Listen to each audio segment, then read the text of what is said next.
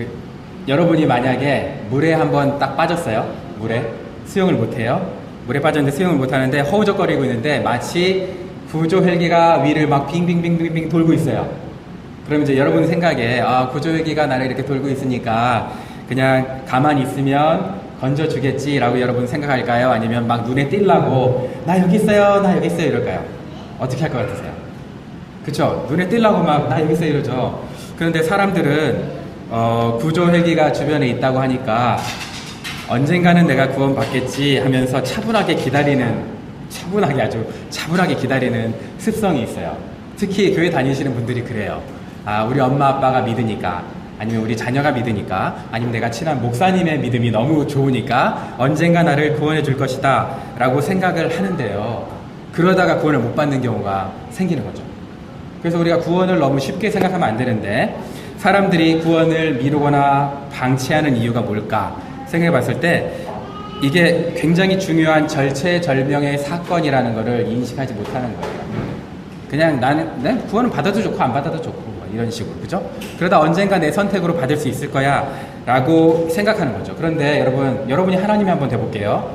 구원을 베푸시는 하나님이 됐을 때 한 사람이 구원을 받으려면 다양한 변수가 있죠. variables가 있어요. 그죠? 다양한 변수들이 있는데 그 변수들이 다 적절한 시간에 아다리라 그러죠. 아다리가 맞아야 돼요. 아다리가 안 맞으면, 시간이 딱 안 맞으면 어떻게 되는 거예요? 그 사람이 구원을 받을 수가 없는 거예요. 그죠? 하나님의 준비도 완벽해야 되고, 하나님의 준비한 대로 어떤 사람을 보내야 되는데 이 사람이 100% 순종을 해야 되고, 이 사람이 하는 말을 마귀가 방해하지 말아야 되고, 그리고 그 사람이 들을 때 어떻게 해야 돼요? 하나님이 또 깨닫게 해주셔야 되고, 그러니까 나에게만 달리는 게 아니고 하나님 편에서도 엄청난 노력이 필요하거든요. 나 하나를 구원하려고. 그리고 하나님의 사람들의 순종도 필요하죠. 그런 모든 것들이 하나님의 은혜 안에서 만나지 않고서는 나라는 사람이 구원을 받을 수 없어요. 그런데 우리는 이 놀라운 구원, 그 찬스가 얼마나 되겠어요. 근데 이 찬스를 너무 쉽게 생각하는 거예요.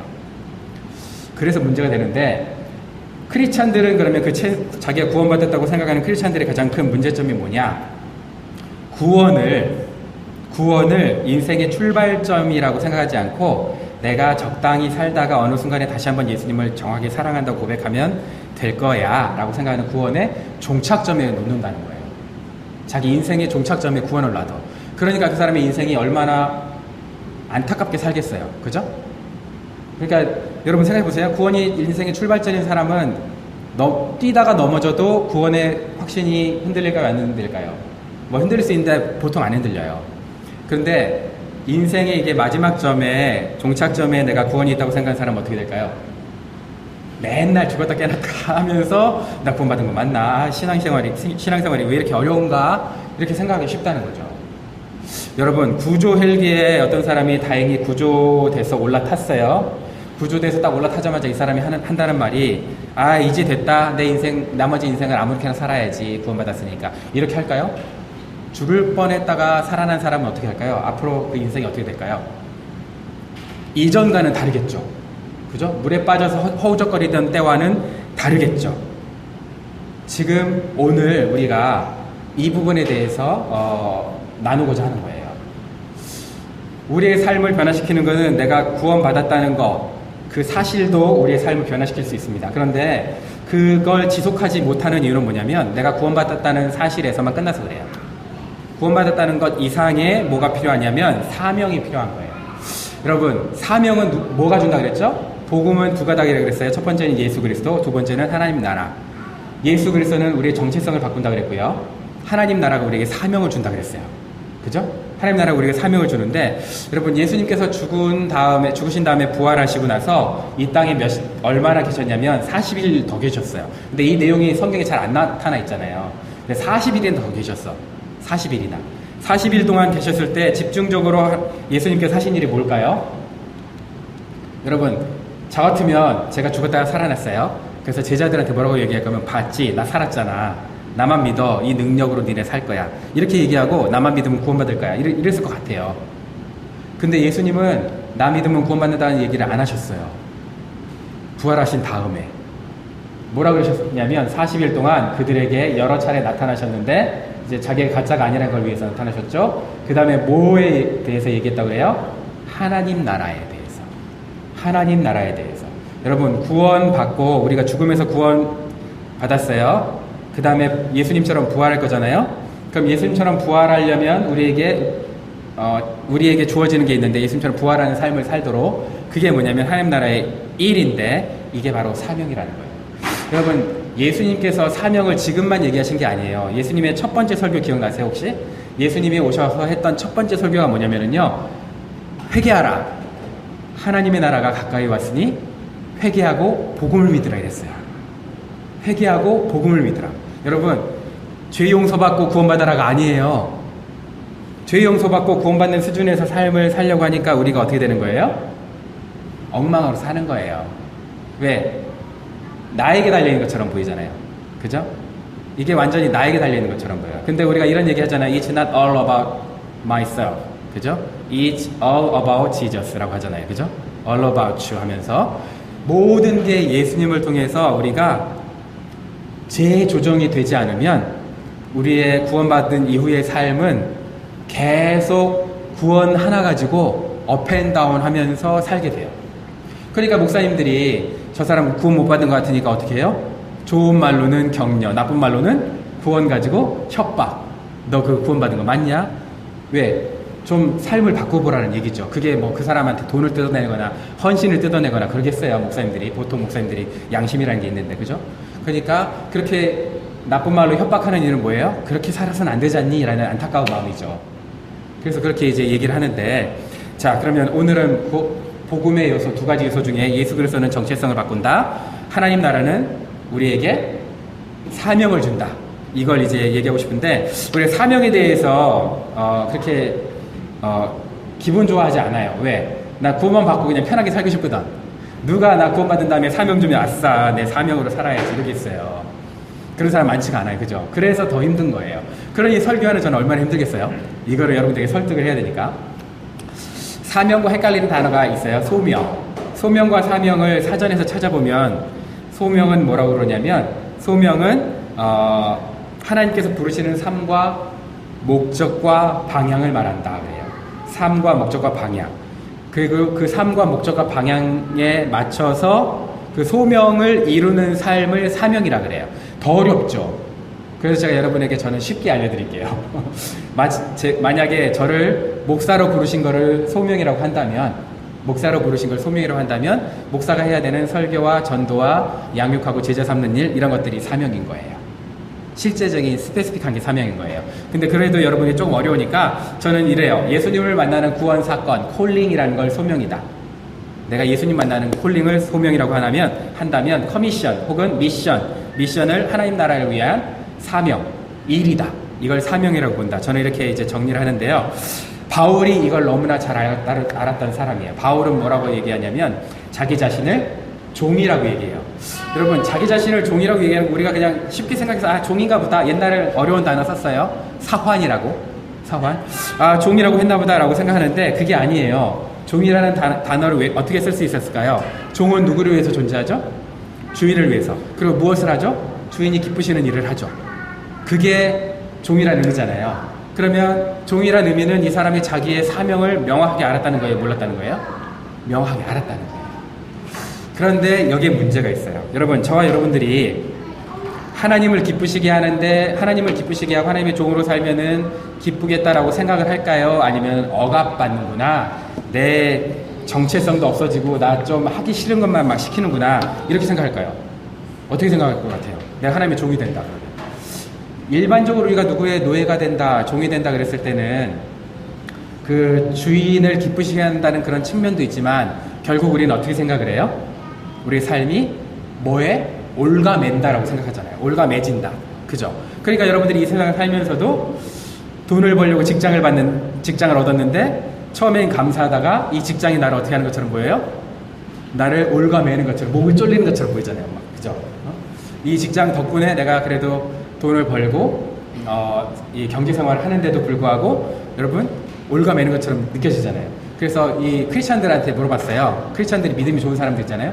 크리스찬들한테 복권이 당첨되면 지금 하는 직업을 그만두겠습니까? 라고 물어봤을 때 75% 사람들이 당장 때려치는 거예요. 당장. 복권 대박. 내가 이딴 거는 당장 때려친다. 그리고 교회 열심히 섬기면서 산다. 이거예요. 그러니까 하나님이 그게 걱정돼서 복권 안 되게 하는 거예요, 여러분들. 저야 여러분들 왜 복권이 안 되느냐? 그게 걱정돼서. 하나님한테서는 그게 아니라는 거죠. 그죠? 그러면 직업이 아니면 우리 인간관계가 왜 이렇게 우리를 올가매는 것처럼 나는 내 숨통을 조이는 것처럼 느껴지는가? 왜 그러냐면 우리가 사명에 대해서 명확하게 클리어하게 명확하게 정리를 안 해서 그래요. 오늘날 세대는 누군가의 종이 되기 싫어하는 세대죠. 그러니까 예수님의 종이 되는 것도 싫어하는 세대예요. 그죠? 누군가의 종 되는 것도 싫은데 예수님의 종이 되고 싶겠어요? 그래서 사람들은 예수님을 뭐라고 생각하냐면 친구. 근데 예수님이 얼마나 서운할지 모르겠어요. 그죠? 네가 나를 친구라고 생각한다면 내 뜻을 조금이라도 그죠? 또 혹은 Heavenly Father, 우리 하늘 아버지. 야, 네가 나를 아버지로 생각한다면 그딴 식으로 나를 대화할 수 있어? 이렇게 생각하겠죠. 우리 하나님도. 우리가 그 복음서가 보면은요, 주는 나의 친구 이런 노래 있거든요. 그 노래 좋아하는 사람 치고 하나님께 기쁨이 되는 사람이 없어요.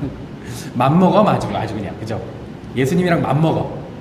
그리고 하나님의 신실한 친구 되기 원합니다. 이런 찬양도 있는데 그 친구 되기 원합니다 하는 찬양을 부르는 사람 치고 하나님을 기쁘시게 하는 사람이 많지가 않아요. 그래서 그런지 어떤 분은 친구 되기 원합니다 이거를 뭐로 바꿨냐면 종이 되기 원합니다로 바꿔버렸어. 원작자랑 상관없이. 그럼 되겠어요. 원작자는 친구로 했는데, 그죠? 근데 그렇게 했어요. 자, 여러분 생각해 보세요. 우리가 왜 종이 되기 싫어할까? 이 종이라는 컨셉 자체를 별로 좋아하지 않아서 그래요. 그리고 두 번째는 우리 하나님이 누군지 몰라서 그래요. 그러니까 하나님이 누군지 모르고 예수님이 누군지 모르고 성령님이 누군지 모르니까 하나님의 종, 예수님의 종, 성령님의 종 그러면은 이 자긍심이 없어요. 그냥 뭔가 좀 삐뚤어지는, 그지? 그런 것 같은 거예요. 여러분, 예수님은 어떤 분이시냐? 부활하신 다음에 마태복음 28장에 보니까 하늘과 땅의 모든 권세를 가지신 분이에요. 그죠? 하늘과 땅의 모든 권세를 가지신 분인데, 그럼 그 하늘과 땅의 모든 권세를 가지신 분이 나를 종으로 쓴다. 하나님 나를 세우기 위해서 종으로 쓴다. 그러면 그 느낌이 여러분 어떨까요? 모든 권세를 가졌다니까요. 종이. 그러니까 그냥 뭐 굴러다니는 여러 명의 종 중에 하나가 아니고 종 중에서도 slave of slaves 이래야 되나? king of kings처럼, 그치? 왕중 왕처럼 종중 종이 되는 거예요. 우리를 종중 종이 돼가지고 어떻게 하는 거예요? 하나님의 나라를 세워가는 거예요. 그래서 캐톨릭은 제가 마음에 안 들지만 캐톨릭은 베드로가 엄청난 종이라고 생각하잖아요. 하나님의. 그래서 캐톨릭은 베드로를 통해서 베드로의 그 계보가 족보가 어떻게 연결된다고 생각하는 거예요. 권능으로 연결된다 생각하는 거예요. 그래서 그 사람이 수장이 되는 거잖아요. 교황이 되는 거잖아요. 그런 식으로 교황이 되는 거잖아요. 그걸 어떻게 생각해? 이 사람은 종이면서도 하나님의 종이니까 권위가 있는 거예요. 근데 오늘날은 우리가 그런 생각을 잘 못하죠. 마치 우리가 계주 경기자가 계주 이렇게 계주 알죠? 같이 뛰는 계주 경기자가 바통을 전달해 주잖아요. 그런 것처럼 우리가 가진 사명을 하나님으로부터 사명을 받고 그 사명을 우리 다른 사람에게 전달해 주는 게 그게 하나님 나라를 세워가는 건데요. 그걸 위해서 우리를 종으로 삼으신 거예요. 문제는 우리가 이 개념을 잘 모르는 거죠. 교회 다니면서 잘 모르는 거죠. 여러분, 타겟팅해서 우리가 목장에서 VIP를 타겟팅해서 섬기는 이유는 뭐냐면요. 은혜가 바톤처럼 그 사람에게 흘러가서 그 사람을 제자화시키고 내가 만약에 죽었을 때 이 사람이 그 역할을 잘 감당할 수 있도록 도와주는 거거든요. 이걸 남을 성공시켜 주시는 리더십이라고 하는데 이걸 성경에서 뭐라 그러냐면 그리스도의 편지라 그래요. 왜 편지라 그러냐면 우리가 그냥 막연하게 막 흘리고 돌아다니면 그걸 뭐라 그래요? 막 막연하게 흘리고 돌아다니면 소문. 그걸 가십이라고 하죠. 그죠? 가십이라고 해요. 그냥 소문. 막연하게 흘리고 돌아다니면 누가 듣든지 말든지 막 흘리고 돌아다니면 가십이에요. 근데 수신자가 누가 썼는지 몰라. 누가 썼는지 모르고 그냥 불분명히 그래 뭐래요? 그래베리 그냥 낙서라고 하잖아요. 그죠? 낙서. 근데 우리는 타겟팅을 하는 거예요. 한 사람을 섬기기로 그리고 제자로 삼기로 타겟팅을 하는 거예요. 이걸 뭐라 그러면 편지, 그리스도의 편지, 은혜의 통로가 되는 거예요. 그래서 우리가 목장을 하는 거거든요. 근데 이런 뚜렷한 목적 의식이 없는 이유는 뭐냐면 내가 먼저 그 사명에 압도되지 않았기 때문에 그래요. 저희 여러분들 이 세상 살면서 왜 숨통이 조여지느냐, 왜 이렇게 일하기가 싫고 힘드냐, 내가 이 일을 하는 것을 사명으로 소명으로 생각하지 않기 때문에 그래요.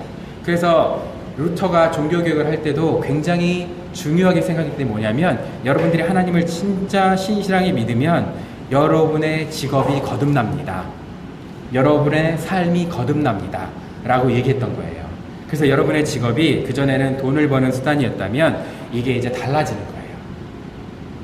이게 달라지는 거예요. 자, 인류 역사에는 두 가지 흐름이 있습니다. 여러분 뭐 잘 아시겠지만 하나는 세상의 조류라고 하죠. 세상이 흘러가는 대로 흘러가요. 거기에 편승했다가는 즐거움을 누리다가 어떻게 돼요?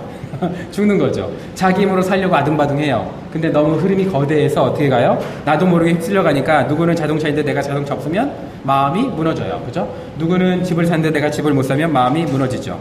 그래서 자신의 선택이 굉장히 중요하게 돼요. 내가 이걸 선택하느냐 이걸 선택하는 거냐, 그러면서 자꾸 내가 뭘 선택해야 되지? 그 선택 때문에, 내가 뭘 선택해야 되는 것 때문에 마음이 매일 힘들어요.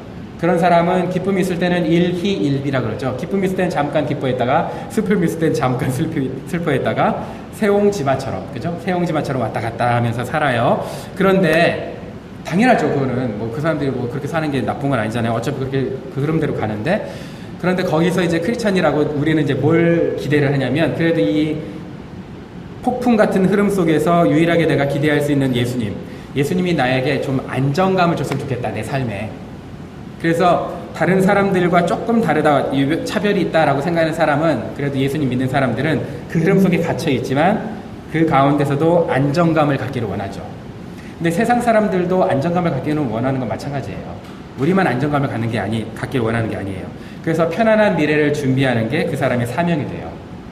저와 여러분들이 편안한 미래를 준비하는 게 내 사명이다. 썩어질 것들을 조금 더 많이 모아놓고 내가 죽기 일보 직전까지는 그래도 좀 편안하게 살았으면 좋겠다. 그렇게 생각한다면, 그게 내 사명이 된다면 돈 없으면 여러분 힘듭니다. 외모, 건강, 쾌락 이런 게 여러분들이 누리지 못하면 여러분들이 당연히 어렵겠죠. 그런데 생각해 보세요. 모두에게, 이 세상 사람 모두에게 죽음은 누구에게나 올 겁니다. 언젠가는 다가올 것이고, 그러면 내가 그때까지 편안하게 살다가 죽는 것이 내 사명이다. 그렇게 만약에 생각한다. 그럼 우리가 죽으니까 일종의 시한부 인생이잖아요. 언제 죽을지 모르지만, 그죠? 일종의 시한부 인생을 편안하게 살겠다는 게 내 목표고 내 사명이다. 만약에 그렇다면 저와 여러분의 인생이 그렇게 살라고 디자인되어 있을까요? 그렇게 살라고 디자인되어 있다. 그럼 너무 의미 없는 인생 아닐까 하는 거죠. 야, 이 인생을 살면서 그렇게 산다고? 내가 돈을 위해서 모든 걸 인생을 건다고? 내 편안함을 위해서 건다고? 여러분 이렇게 생각해 보세요. 한번. 우리 인생이 3생이라고 배우잖아요. 우리 생명의 삶에서처럼 3생인데 이전 생은 다음 생을 위해서도 준비해야 되는 거예요. 그죠?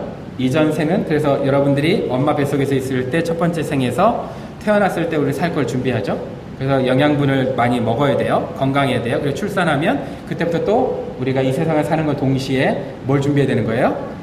이 세상을 끝냈을 때 영원한 나라를 준비해야 되잖아요. 근데 사람들이 첫 번째 생은 두 번째 생을 위해서 잘 준비해놓고, 본능적으로 준비해놓고, 두 번째 생을 살면서는 세 번째 생을 위해서 본능적으로 준비를 하지 않아요.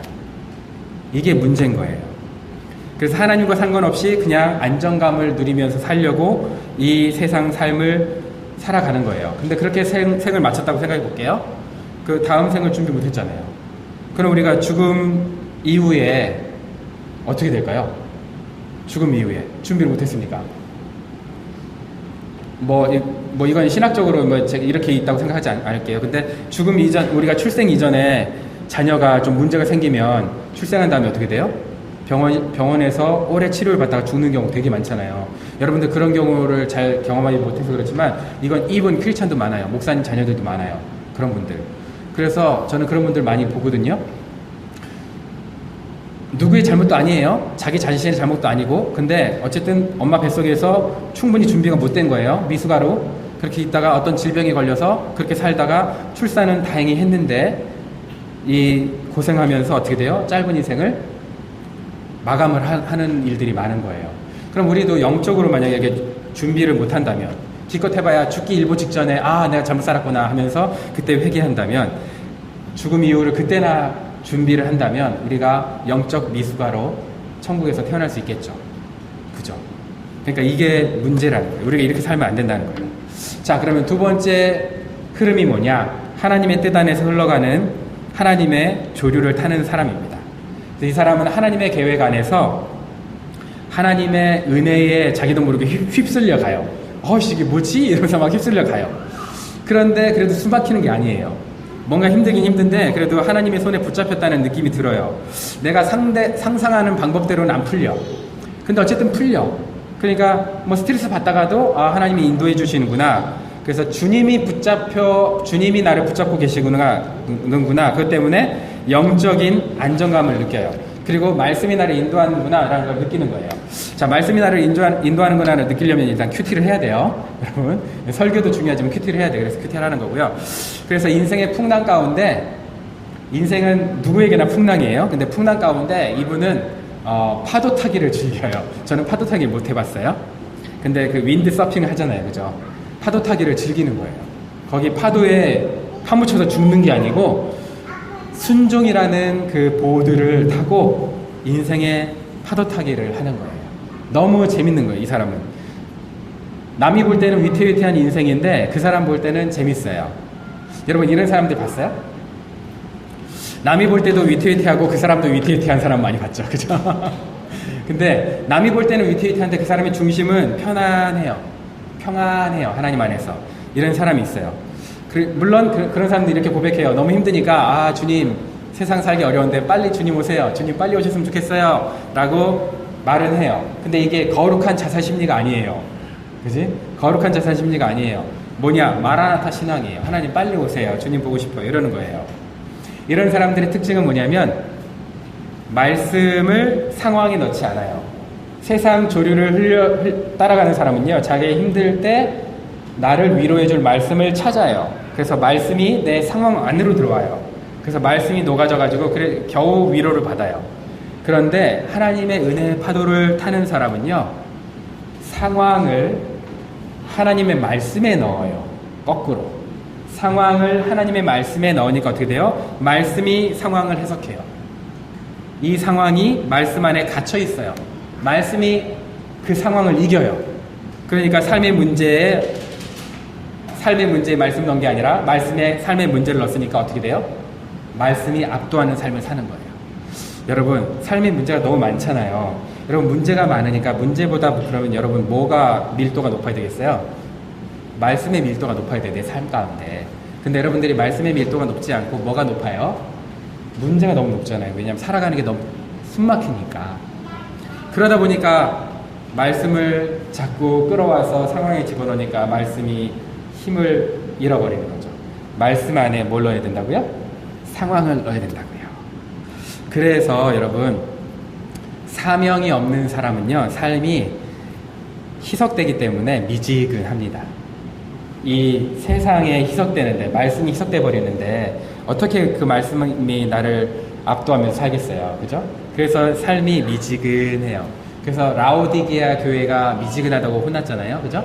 라오디게아 교회가 미지근하다고 혼났는데 뭐든지 애매하게 넘어가요.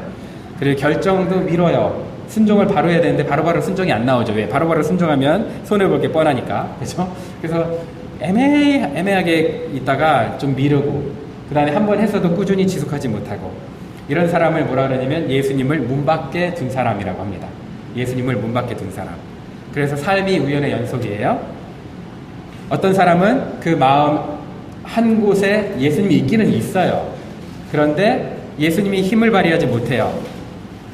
그래서 맨날 혼동스러워요. 예수님이 인도해 주셨나? 아니면 내가 우연인가? 막 그 왔다 갔다 하는 거예요. 그런데 예수님을 삶의 중심에 모신 사람은 그 세상의 풍파에서도 윈드 서핑을 하는 거예요. 그래서 은혜 안에서 떳떳하고 평안한 삶을 살아요. 환경에 지배되지 않아요. 말씀이 환경을 지배해요. 그래서 하나님 나라를 품고 살아가는 사명이 있는 거예요. 하나 우리 PPT 한번 보도록 하겠습니다. PPT 하나 보면은요,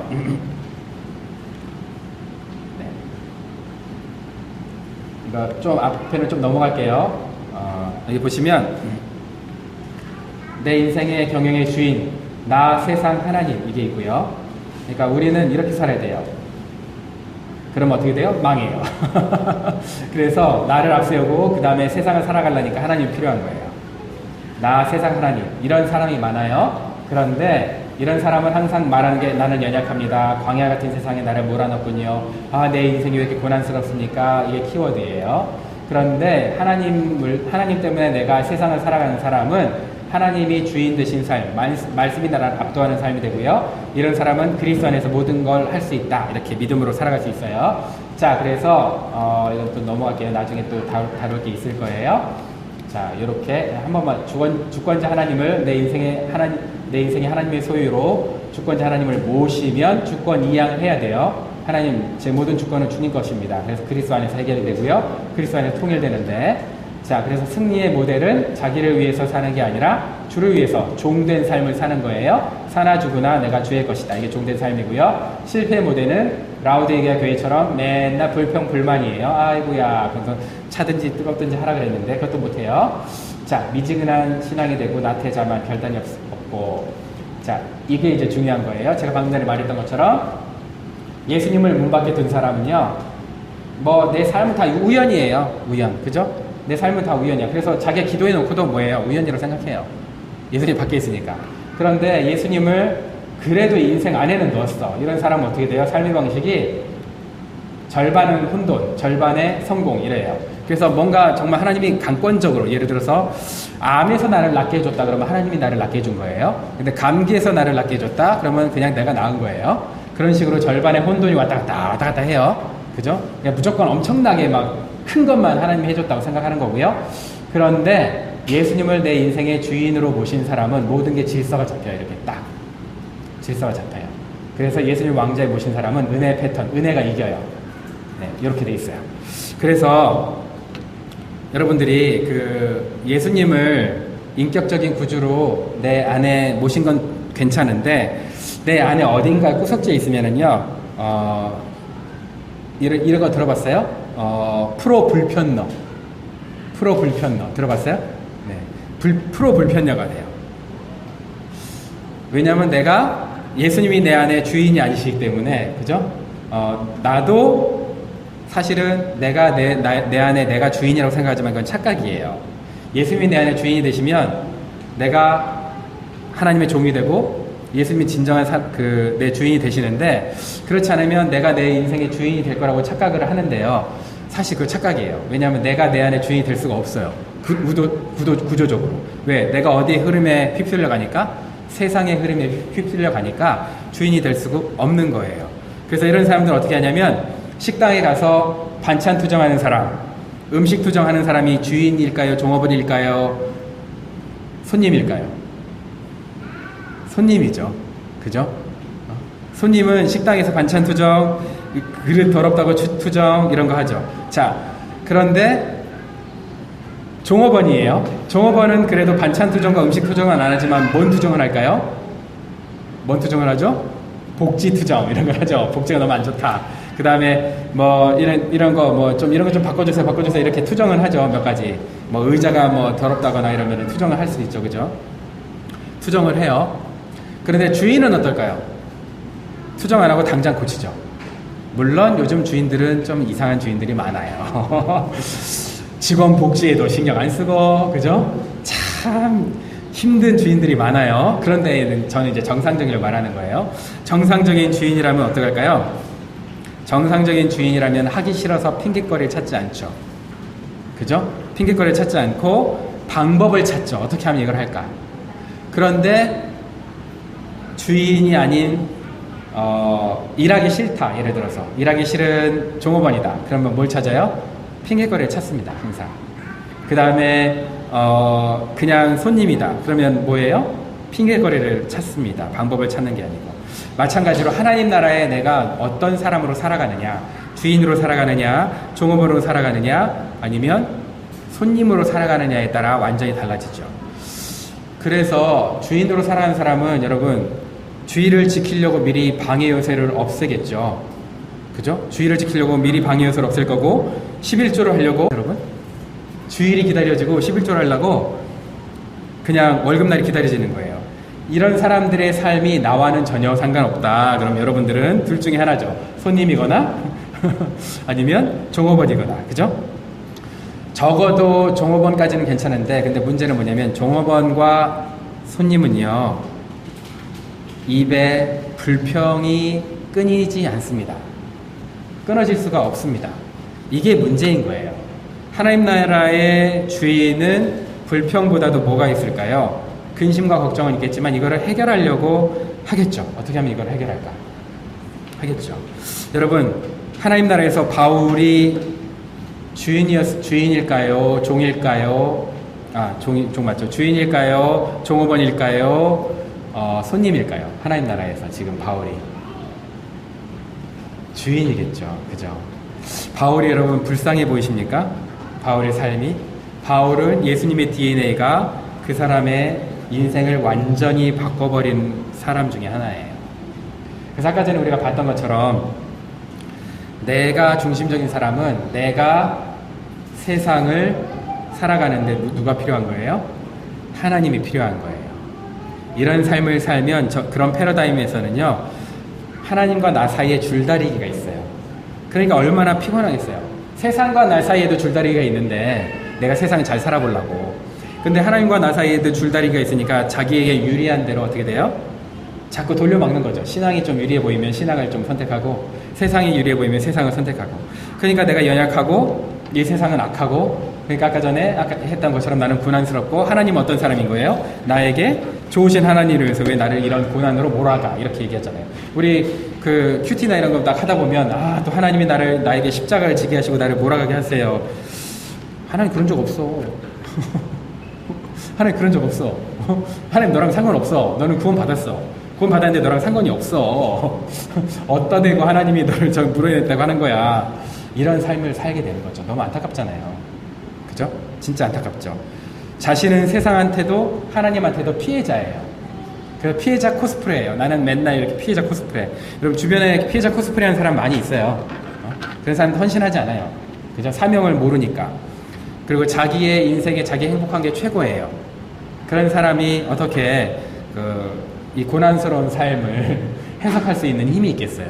어차피 우리 인생 고난스럽거든요. 그죠? 프로 불편나가 되는 거죠. 나는 불쌍한 사람입니다. 그래서 내 인생에 하나님이 할 수 있는 것도 없는 거죠. 그럼 어떻게 해야 되느냐? 순서를 바꿔야 돼요. 하나님을 위해서 내가 존재하는데, 그런 내가 하나님을 위해서 세상을 살아간다. 그게 싫은데요. 싫죠. 그죠? 내 인생 내 것 같잖아요. 싫은데, 근데 한번 생각해 보세요. 주인 되신 하나님의 뜻을 위해서 내가 세상을 살아간다면 하나님이 나를 어떻게 하실까요?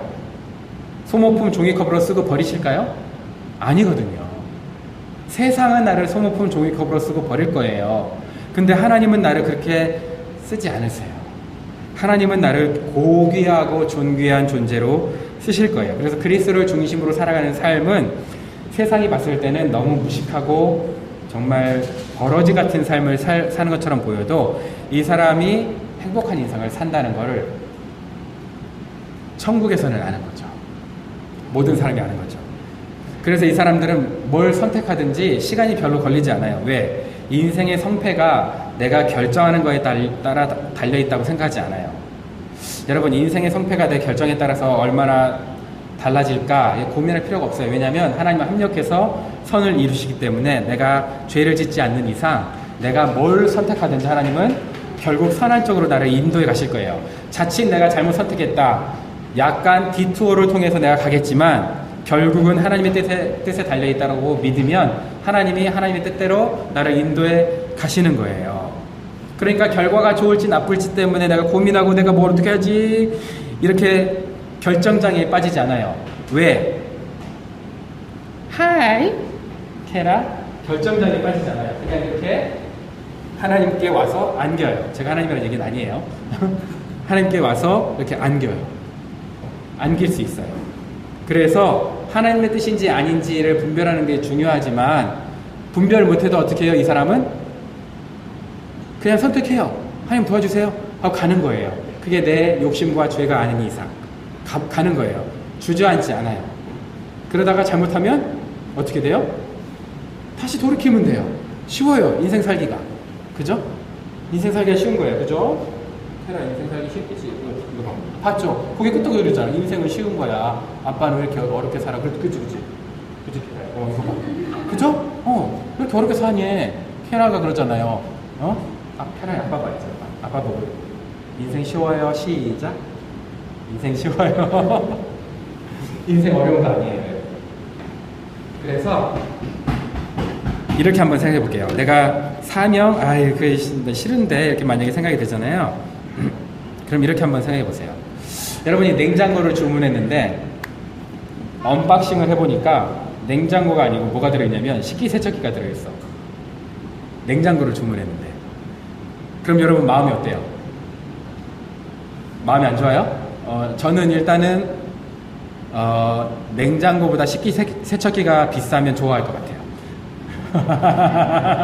근데 비용이 거의 비슷하죠. 보통 비슷해요. 보통은 냉장고 더 비싸요. 보통. 그런데 여러분 만약에 전자레인지가 있는데 이 전자레인지가 자기를 전자레인지로 생각하지 않고 나는 텔레비전이라고 생각을 하는 거야. 전자레인지인데 마이크로웨이브인데 나는 TV야 이렇게 하는 거예요. 그래서 내가 피자를 넣으려고 그러는데 나는 TV인데요? 뭐 이래. 그래도 내가 딱 집어넣고 버튼을 누르는데 나는 TV라고요. 나는 전자레인지의 정체성이 싫어. 왜 당신이 나를 전자레인지로 만들었어? 이러면 이 전자레인지가 어떤 상태인 거예요? 고장나는 상태인 거죠. 그죠? 이렇게 고장난 전자레인지 어떻게 될까요? 고치든지 버리든지 해야죠. 그죠? 고치든지 버리든지. 제가 무슨 얘기를 하고 싶냐면 본성적으로 죄에 사로잡힌 우리는요, 고장난 인생이에요. 고장난 인생이니까 하나님께서 뭐든 시키려고 그러잖아요. 그럼 우리 어떤 마음이 먼저 드냐면 거부감이 드는 거예요. 뭐? 사명? 그걸 하나님이 준다고? 그래서 어떤 사람들은요, 사명은 자기가 못 발견하거든요. 자기 인생의 목적을 자기가 발견할 수가 없어요. 누가 가장 잘 알까요? 전자레인지를 가장 잘 아는 사람은 전자레인지 사용자도 알겠지만 사실은 이 전자레인지를 디자인하고 만든 사람이 더 잘 알겠죠. 그럼 우리 인생을 디자인하고 우리 인생을 만드신 분 하나님이 우리 인생이 어떤 쪽에 쓰임받는 게 가장 좋은지 알까요? 모를까요? 알죠. 그런데 우리는 하나님에 대해서 순종하기 싫은 거예요. 내가 하고 싶은 걸 하는 거지 당신이 오더한 건 내가 싫다. 왜 내가 당신이 오더하는 걸 내가 해야 되냐? 진정한 리얼 미는 누구냐? 라는 거예요. 근데 진정한 리얼 미를 내가 알까요? 하나님이 알까요?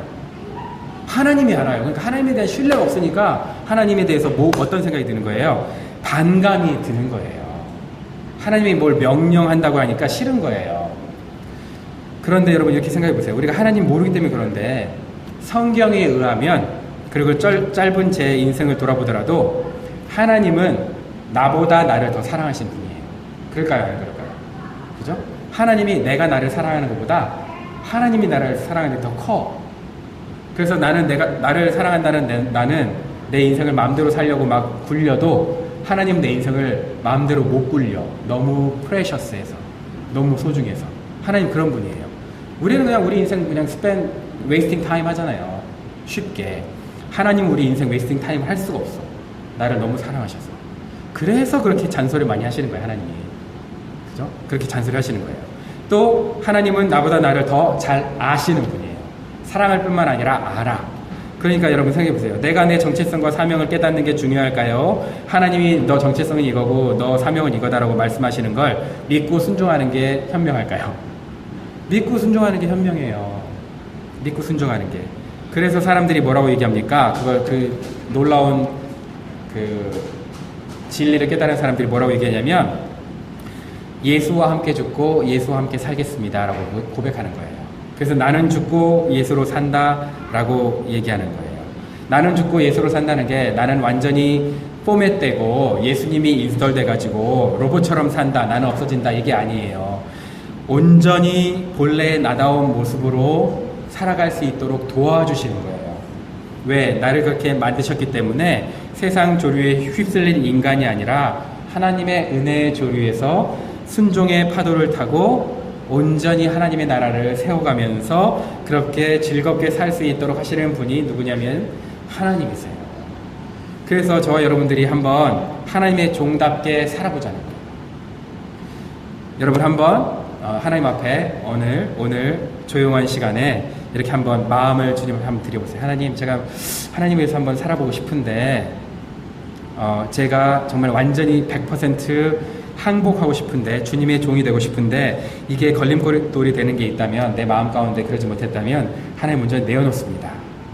하나님, 지금 주님께서 그렇게 내어놓을 때 나를 사로잡아 주시고 나를 온전히 종으로 만들어 주시고 정말 하나님이 디자인한 그 모습 그대로 내가 살아갈 수 있도록 내 인생을 다시 한번 해석할 수 있는 그런 능력도 주시고 그렇게 살아갈 수 있도록 도와주세요. 세상의 흐름에 부러워하지 않게 하시고 하나님의 은혜의 부름에 내가 살아갈 수 있는 지혜와 용기 주세요. 그렇게 살아가겠습니다. 여러분, 이렇게 기도하는 거예요. 그렇게 기도할 때 여러분이 오늘 살아가는 인생이 다시 한번 달라집니다. 내일을 살 때도 달라집니다. 정말 달라질 겁니다. 나를 믿지 말고 말씀을 믿으십시오. 말씀이 그렇게 여러분을 압도해 가십니다.